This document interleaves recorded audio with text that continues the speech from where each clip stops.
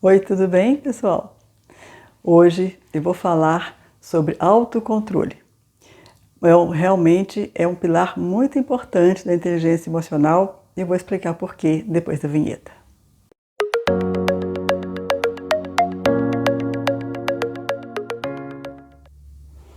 Na verdade, se nós não tivermos domínio sobre nós mesmos, alguém ou alguma situação vai nos dominar.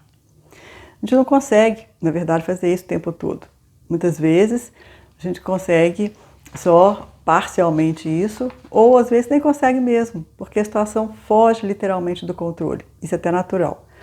Mas na maior parte do tempo, penso ser prudente nós pensarmos um pouco sobre isso e assumirmos essa posição de realmente ter, na medida do possível, autocontrole e autodomínio sobre nossas palavras, sobre as reações que temos diante dos desafios, né, que normalmente acontecem no dia a dia.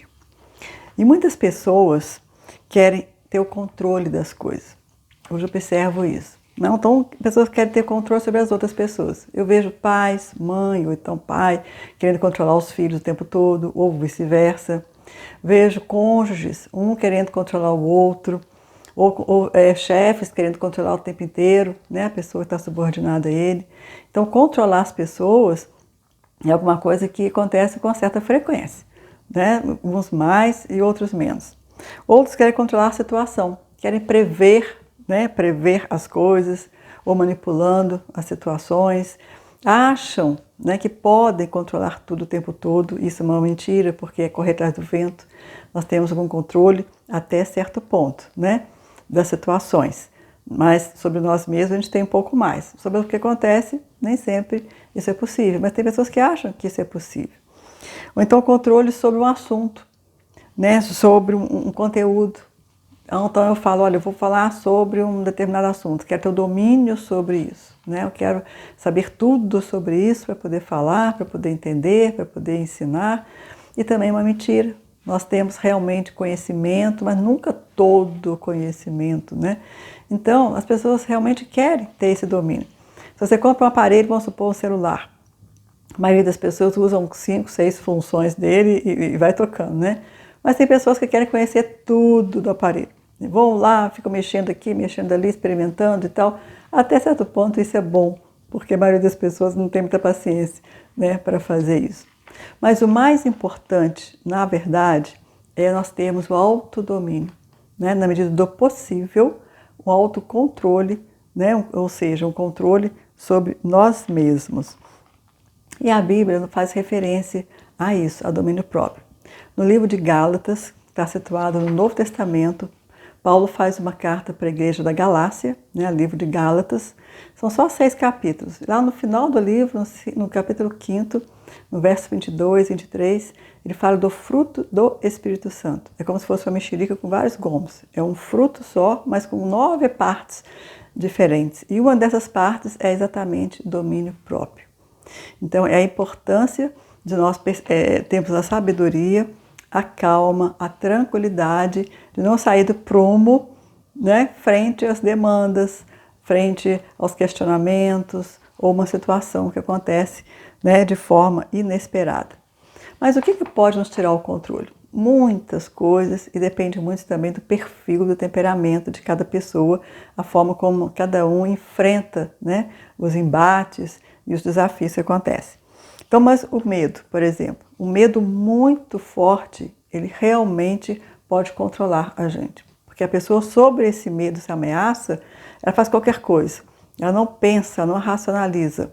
Então, ela fica à mercê de alguém que está mandando, ou à mercê da situação. Parece que ela perde a possibilidade de raciocinar e ter domínio sobre esse sentimento, né? Ou a gente domina o medo, ou ele nos domina.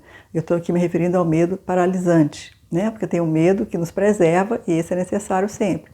Mas esse medo que causa terror, que causa pânico, ele realmente às vezes nos paralisa. A raiva muito forte, né? Muitas pessoas têm essa dificuldade de controlar a raiva. Todo mundo sente raiva, uns mais, outros menos, de acordo com o perfil que tem. Mas quando a raiva é descontrolada, né, a pessoa sai falando, sai xingando ou até agredindo fisicamente, né, além das palavras, de uma maneira assim completamente descontrolada, então ela está à mercê, né, daquela emoção que é forte, ela não está conseguindo raciocinar, ela só age por impulso, e esse impulso e a provocação do outro acaba sustentando essa fala agressiva, e as coisas realmente fogem do controle. Quando ela vai assumir a condição normal, ela percebe que fez coisas ou falou coisas que realmente não deveria.